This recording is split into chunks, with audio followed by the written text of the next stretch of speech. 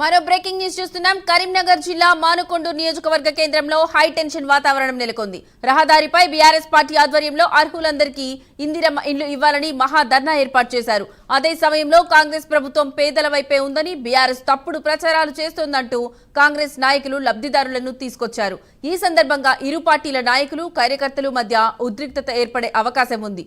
దాంతో పోలీసులు భారీ బందోబస్తు ఏర్పాటు చేశారు.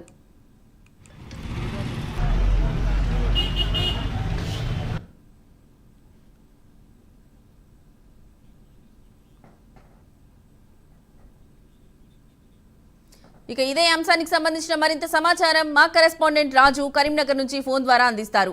రాజు, చెప్పండి, అక్కడున్న వాతావరణ పరిస్థితులు ఎలా ఉన్నాయి? లక్ష్మి, కరీంనగర్ జిల్లా మానకొండూరు చౌరస్తాలో బీఆర్ఎస్ పార్టీ మహా ధర్నాకైతే పిలుపునిచ్చింది. ఇందిరమ్మ ఇళ్ల పంపిణీలో కాంగ్రెస్ నాయకులు అర్హులకు కాకుండా అనర్హులకు ఇందిరమ్మ ఇళ్లను కేటాయిస్తున్నారంటూ కూడా ఆరోపిస్తూ మానకొండూరు మాజీ ఎమ్మెల్యే రసమై బాలకృష్ణ ఆధ్వర్యంలో ఈ బీఆర్ఎస్ శ్రేణులు నిరసన వ్యక్తం చేస్తూ ఆందోళనకైతే దిగారు.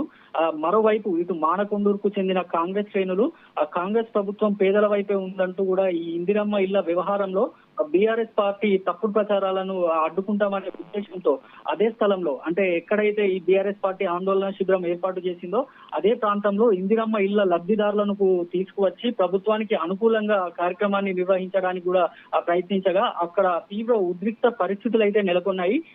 ఇరు పార్టీల నాయకులు, కార్యకర్తలు పోటాపోటీ నినాదాలతో, కార్యక్రమాలతో ఆ మానకొండూరు చౌరస్తా హోరెత్తిపోయిన పరిస్థితి అయితే కనబడింది. ఇటు అధికార పక్షం, అటు ప్రతిపక్ష పార్టీలు ఒకే చౌరస్తాలో ఒకే వ్యవహారంపై అనుకూల ప్రతికూల కార్యక్రమాలు చేపట్టడంతో తీవ్ర ఉద్రిక్త పరిస్థితులకైతే దారితీసే అవకాశం ఉన్నందున ఇటు పోలీసులు ముందస్తుగా భారీ బందోబస్తునైతే ఏర్పాటు చేశారు.